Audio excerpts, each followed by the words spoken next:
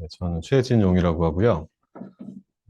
저는 말씀하신 것처럼 민상열 교수님 연구실에서 박사를 했는데, 컴퓨터공학부를 졸업하긴 했지만, 저는 하드웨어를 설계를 했어요. 이제 RTL로 FPGA나 ASIC에 들어가는 하드웨어들을 설계하고, 특히나 저희가 만들었던 게 NVMe SSD여서, 제가 설계한 NVMe 컨트롤러도 이제 저희 제품에 들어가기도 했었고, 또 굉장히 이른 시점에 저희가 NVMe 프로토콜을 보기 시작했기 때문에 사실은 제가 국내에서는 좀 제일 잘하는 편이 아닐까 이렇게 생각을 하는데 어쨌거나 오늘 말씀 주시기를 오늘은 기초 강의로 그러니까 초보자를 위한 타겟팅을 하고 있기 때문에 NVMe의 프로토콜 위주로 설명을 드리겠습니다. 하지만 프로토콜에 그 깔려있는 그런 가정들이나 왜 이게 이렇게 되었는지에 대한 설명도 같이 드릴 예정이니까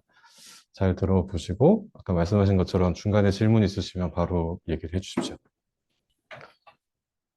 NVMe를 설명을 해야 되는데 어쩔 수 없이 PCI 익스프레스를 먼저 설명을 해야 됩니다.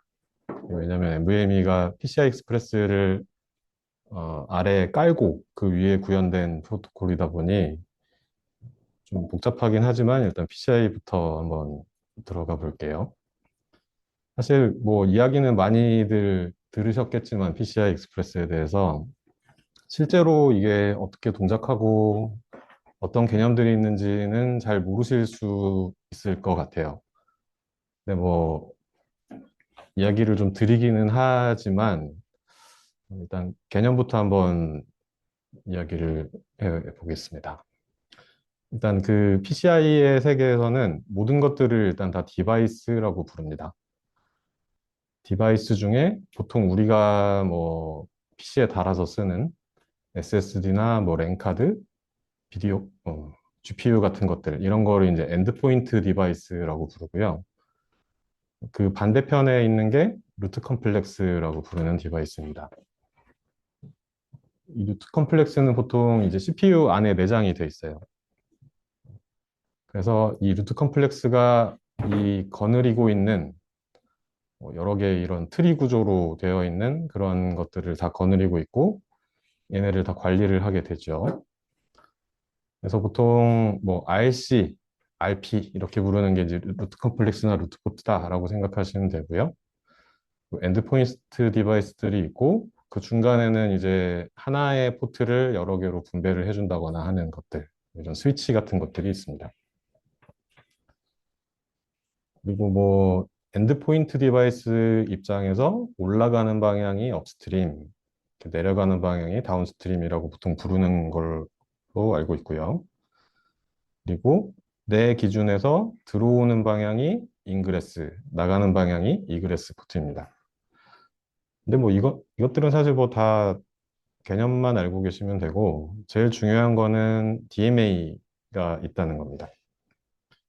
보통 DMA는 컴퓨터의 뭐 프로세서 서브시스템 같은데 페리페럴의 하나로 이제 자리 잡고 있고, 뭐 메모리 투 메모리 카피나 메모리 투 디바이스 이런 DMA들을 하는데 이 PCI 익스프레스에서는 좀 특이하게 그냥 일반적인 그런 DMA 엔진이 사용되지는 않아요.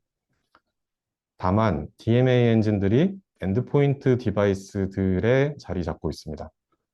그러니까 이 엔드포인트가 어떤 대량의 고속의 데이터 전송을 해야 되는 녀석이라고 하면 반드시 DMA 엔진이 엔드포인트 장치에 있다. 우리가 볼 NVMe SSD도 이 안에 DMA 엔진이 있을 것이다. 이렇게 생각하시면 되겠어요. 이제 하드웨어들은 보통은 하드웨어라고 하면 이제 CPU가 아닌 다른 무언가를 이야기하는 것이고 보통은 그것들을 컨트롤하기 위해서는 레지스터 파일을 이용해서 보게 되죠. 그래서 PCI의 이런 엔드포인트나 스위치 같은 이런 디바이스들도 다 레지스터 파일을 가지고 있고 이 루트 컴플렉스의 CPU들이 다 그 레지스터 파일을 이용해서 이 장치의 내용들을 알 수가 있습니다. 이제 그거를 이제 PCI의 세계에서는 컨피규레이션 헤더라고 불러요. 그래서 모든 장치들은 컨피규레이션 헤더가 있다. 특히나 이제 엔드포인트 장치 같은 경우에는 타입 제로 헤더를 가지고 있고, 뭐 브릿지나 스위치 같은 애들은 타입 1 헤더를 가지고 있습니다.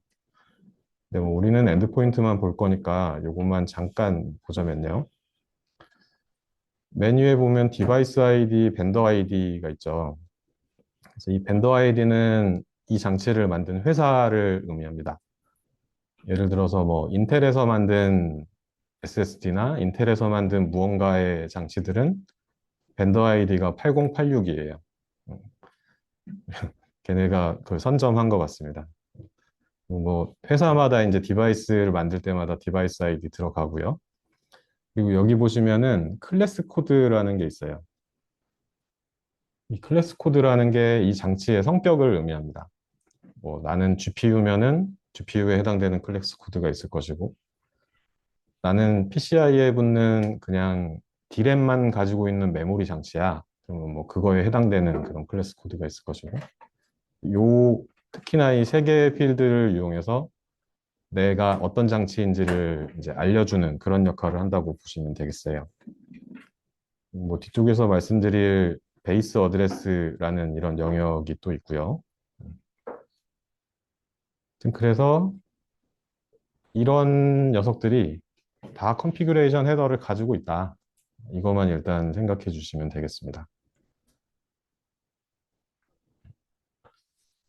그리고 이제 이 장치들이 여기가 그 PCI 익스프레스 링크입니다. 그러니까 우리가 흔히 보는 뭐 메인보드에 달려있는 슬롯이라든지 아니면은 뭐 요즘에는 익스터널 케이블 같은 걸 써서 연결하는 경우도 있죠.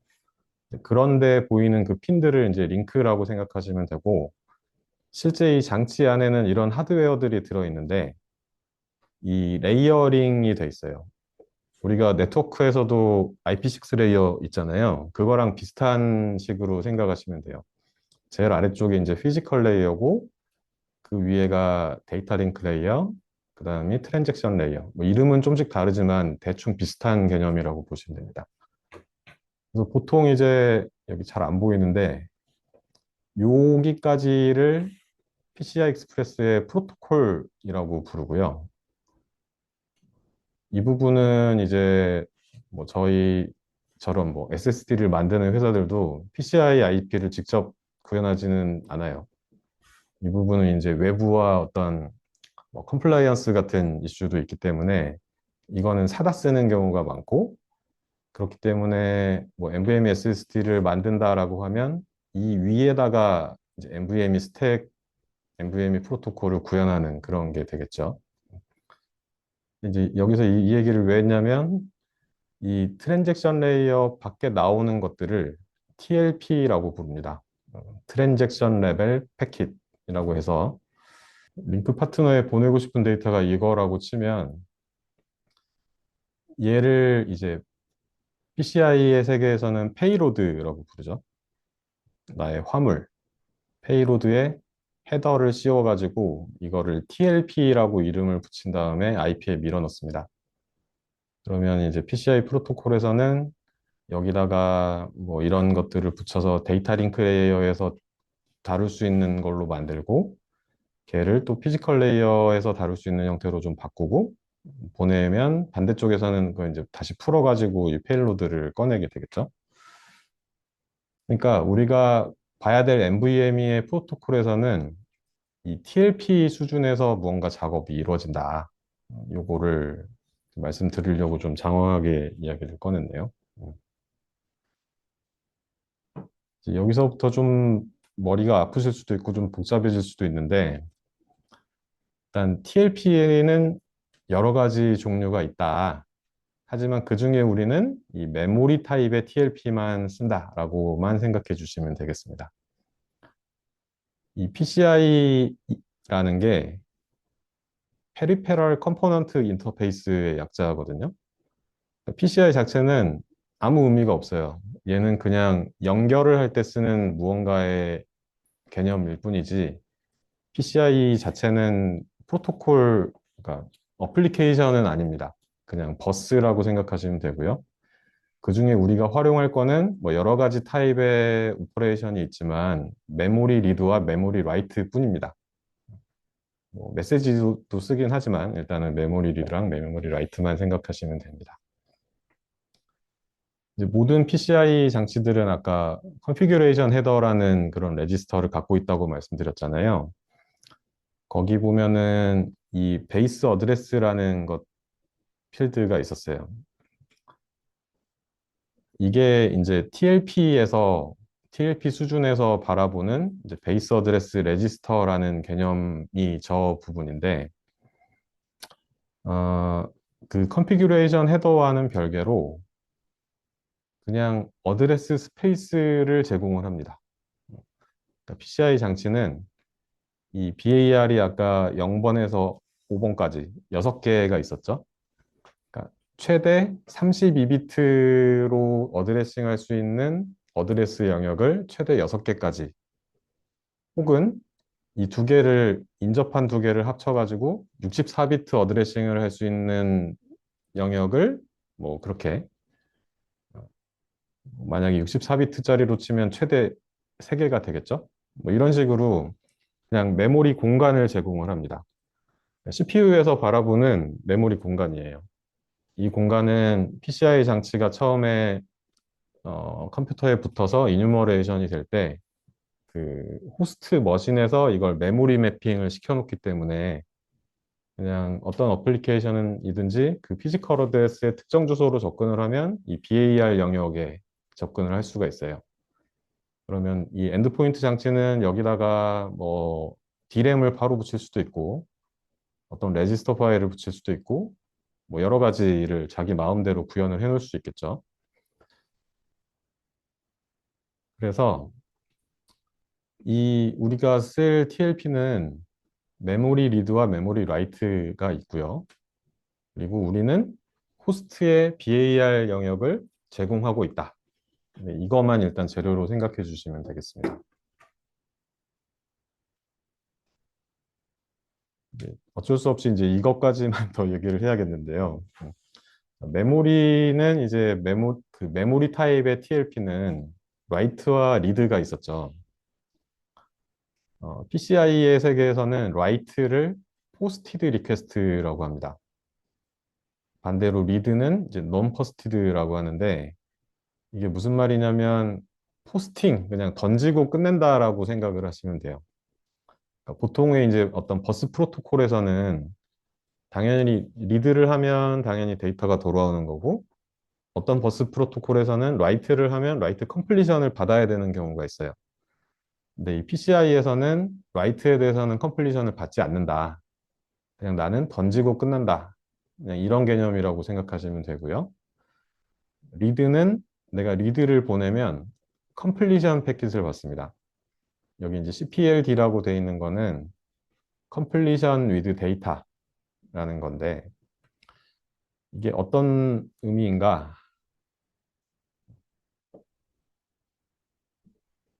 내가 리드한 당연히 메모리 리드와 메모리 라이트니까 어드레스랑 랭스가 있겠죠. 리퀘스트에. 라이트는 데이터가 같이 붙어서 가고요. 리드는 헤더만 있겠죠.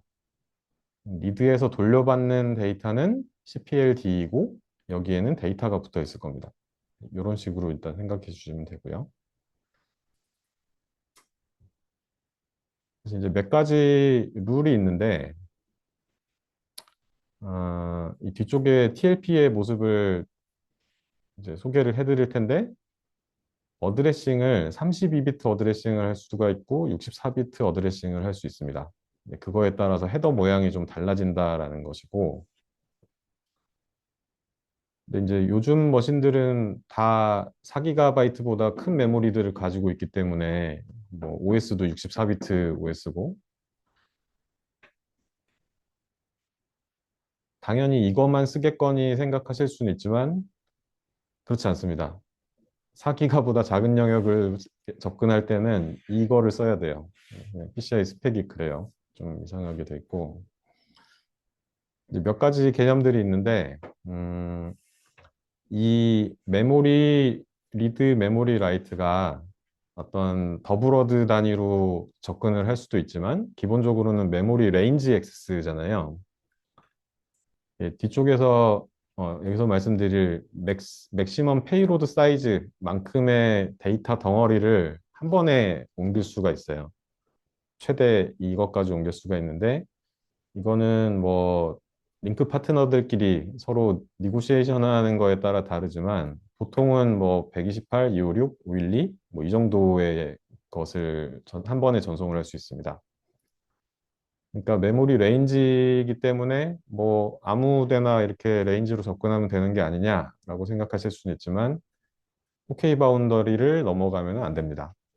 이건 당연히 그렇겠죠. 뭐 이를테면은 뭐 버추얼 메모리 또 피지컬 메모리 매핑이 되어 있는데 버추얼 메모리 상에서는 연속이지만 피지컬 메모리는 그렇지 않을 수가 있잖아요. 뭐 이런 것들 때문에 이제 이런 제약이 있을 것 같고요. MPS라고 부르는 게 뭐 프로토콜마다 들어가는 약자 같긴 한데 이 PCI에서는 페이로드 사이즈를 의미합니다. 그러니까 아까의 그 메모리 라이트를 할 때 페이로드를 라이트에 붙어서 보낸다고 했는데 이때 최대 이것까지를 붙일 수가 있어요. 스펙상으로는 일단 4K까지를 보낼 수가 있습니다. 근데 보통은 4K까지를 다 지원하지 않는 경우가 많고요. 좀 구형 머신들은 뭐 256까지로 제한되는 경우도 있고, PC들은 보통 좀 작은 편이고, 서버들은 4K가 되는 애들도 있습니다. MRRS라는 게 있는데, 얘는 맥시멈 리드 리퀘스트 사이즈예요. 라이트는 그냥 MPS에만 영향을 받고요. 리드는 MRRS에 영향을 받습니다. 그러니까 헤더에 표현할 수 있는 최대 리퀘스트 크기를 의미를 해요. 그러면 내가 메모리 리드 라이트 리퀘스트를 냈으니까 컴플리션 리드 데이터가 돌아오겠죠? 이 컴플리션은 MPS까지를 실을 수가 있어요. 그런데 이 MRRS는 보통 MPS보다 큰 값을 가지는 경우가 많습니다. 그 말인즉슨 하나의 리드 리퀘스트를 날렸을 때 MPS 단위로 여러 개의 CPLD를 받을 수가 있다는 얘기예요. 근데 여기서 하나의 이 리드 리퀘스트에 대해서는 데이터가 돌아오는데 만약에 내가 뭐 512바이트의 요청을 냈는데 MPS 256짜리 두 개로 받았다. 그러면 이 데이터 덩어리 두 개는 반드시 어드레스가 증가하는 방향으로만 받을 수가 있습니다. 그리고 그렇게 깔끔하게 오질 않아요. 뭐 512를 날렸는데 뭐 64바이트 왔다가 뭐 32바이트 왔다가 막 지 멋대로 막 오는 경우가 많고요. 그리고 이제 만약에 메모리 리드 리퀘스트가 여러 개가 있다고 칠게요. 여러 개를 날렸는데 그에 대한 CPLD는 아웃 오브 보드로 올 수 있습니다. 음, 이거는 뭐 RCB라는 개념이 있긴 한데 뭐 모르셔도 괜찮습니다. 그냥 이 어떤 바운더리의 얼라인이 이거에 맞아야 된다 뭐 이런 내용이고요. 제일 중요한 개념 중에 하나가 인터럽트인데요. PCI 익스프레스는 원래 PCI라는 스펙이 있었어요. 얘는 뭐 생긴 건 비슷해요. 그 슬롯에 꽂는 형태로 카드가 만들어지는데 거기에 뭐 데이터 라인이 64비트가 펼쳐져서 들어가 있고 뭐 스트로브 들어가고 뭐 이런 식으로 돼 있거든요. 근데 그거를 요즘 트렌드에 맞게 시리얼라이즈 된 시리얼 인터페이스로 변환을 해서 만든 게 PCI 익스프레스인데 이제 옛날에 그 PCI 시절에는 인터럽트 핀이 거기에 배정이 돼 있었습니다. 인터럽트 핀이 있었고 그 오래전에 PC 바이오스를 써보신 분들은 알겠지만 그 인터럽트를 뭐 INT-A, INT-B, C, D까지 4개의 타입으로 조정을 할 수가 있었어요. 이제 그거를 이용해 가지고 뭐 IRQ 뭐 할당하고 뭐 이런 것들을 아마 했을 텐데 근데 이게 PCI 익스프레스로 오면서 그 인터럽트 핀이 없어졌어요. 그러면 어떻게 이걸 인터럽트를 카드에서 호스트로 줄 거냐?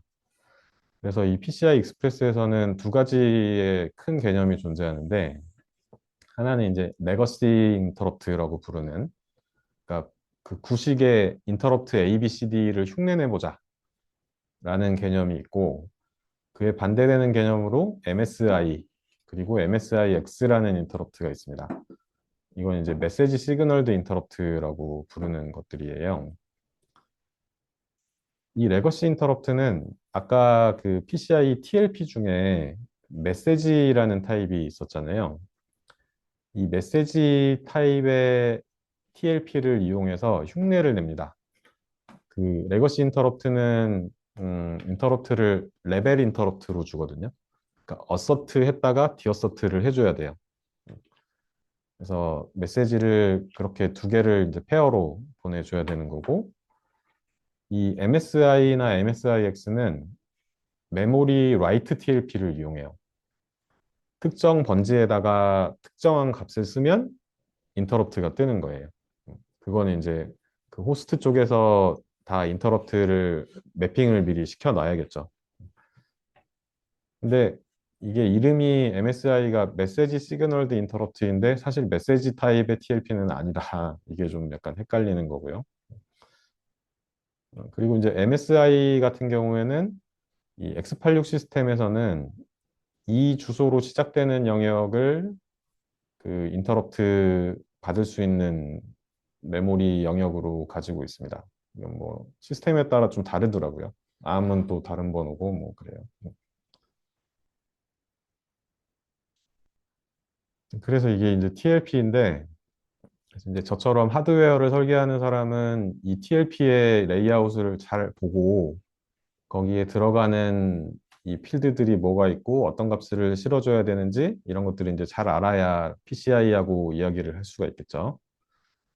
근데 주된 영역은 뭐 당연히 메모리 TLP니까 어드레스, 랭스, 그리고 아까 그 TLP들이 아웃 오브 오더로 움직일 수 있다고 했으니까 태그가 존재를 해요. 특히나 이제 메모리 리드는 컴플리셔니드 데이터하고 페어링이 돼야 되잖아요. 그래서 메모리 리드에서 태그 번호를 찍어 보낸 거를 컴플리션에서는 찍혀서 와줘야 되는 거죠. 뭐 이런 식으로 돼 있는 게 TLP의 모습입니다.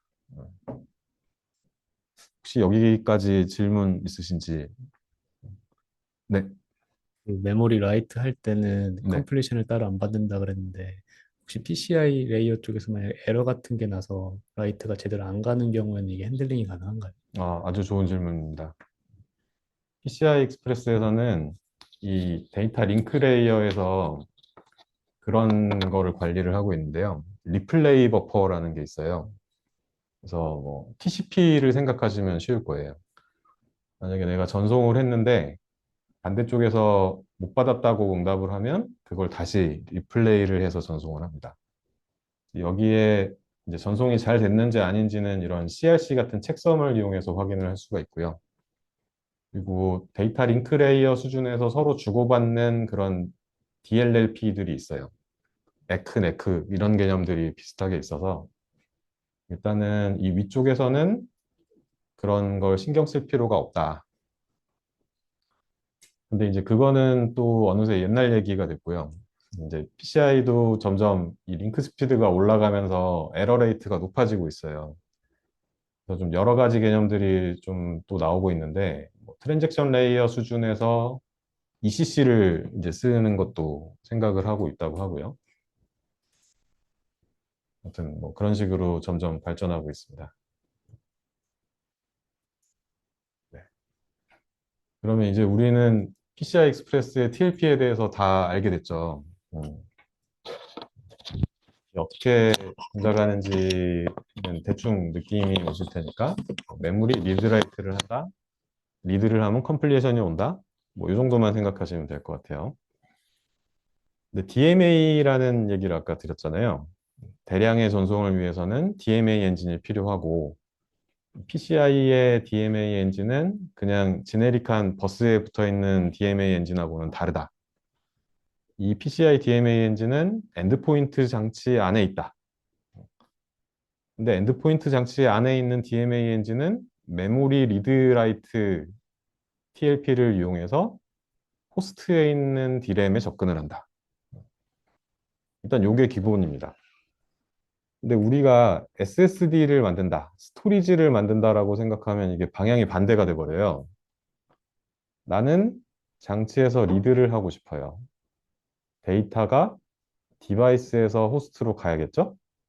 그러니까 DMA 입장에서는 DMA 라이트를 해야 되는 거고, 어, 내가 라이트 커맨드를 호스트 입장에서 내려면 DMA 입장에서는 리드를 해야 되겠죠? 음, 일단 이 방향이 다르다는 게 첫 번째이고요. 두 번째는 이 리드 라이트, 뭐 이거는 이제 데이터의 방향인 거고, 그러면 데이터를 어떤 버퍼에다가 갖다 놔야 돼? 혹은 데이터를 어떤 버퍼에서 가져가야 돼? 이걸 알아야 되잖아요. 그래서 이제 DMA, 데이터를 위한 리퀘스트가 필요하죠. DMA 리퀘스트는 근데 호스트가 알고 있잖아요. CPU가 알고 있잖아요. 그러면 이 DMA 리퀘스트를 또 전달을 어떻게든 해야겠네요. 어, 그래서 일반적으로 PCI DMA 엔진이라고 하면 그냥 데이터를 주고받는 동작 자체는 동일하지만 이 DMA 리퀘스트를 어떤 형태로 어떻게 전달하는지는 그 PCI 패킷 DMA마다 방식이 다 다릅니다. 그래서 뭐 이를테면은 뭐 경험해 보신 적이 있는지 모르겠지만 뭐 자일링스라는 FPGA 회사에서 제공하는 뭐 걔네가 만든 DMA 엔진은 뭐 전용의 디바이스 드라이버를 써가지고 뭐 붙여야 되고 뭐 이런 식이에요. 아무튼 그래서 데이터를 전송하기 위해서는 DMA 리퀘스트를 전달을 해야 된다. 그래서 특히나 리드 커맨드를 위해서는 DMA 리퀘스트를 보내면 데이터가 호스트로 들어올 거고, 라이트 커맨드를 위해서는 DMA 리퀘스트를 보내면 메모리 리드 리퀘스트가 오고 그에 대해서 CPLD를 주는 형태로 라이트 데이터가 갈 거다. 요거만 일단 생각해 주시면 될 것 같아요.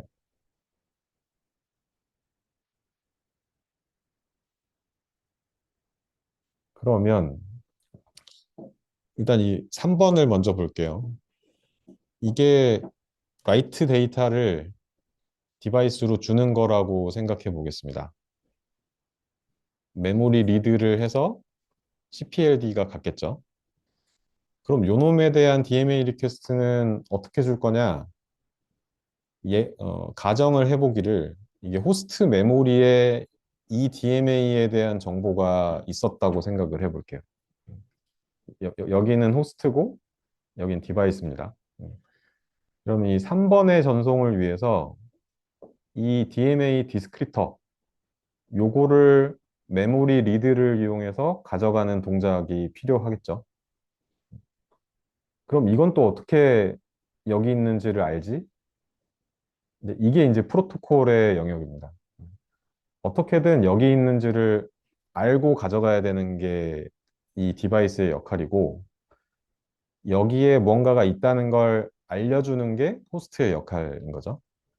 여기서는 이 위치는 서로 알고 있고, 호스트에서 무언가의 정보를 메모리 라이트를 한번 했더니, 아, 새로운 디스크립터가 있구나를 이 디바이스가 알았다고 가정을 해볼게요. 메모리 라이트를 하고 이걸 가져가고 그러면 이 DMA를 할 수 있게 됩니다.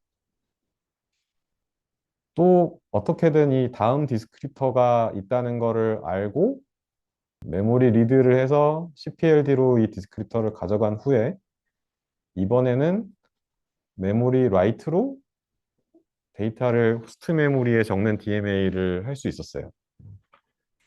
요게 이제 PCI의 DMA의 기초라고 볼 수 있습니다. 대충 이제 느낌이 오시죠? 이게 이제 NVMe하고도 바로 연결된다는 거. 네.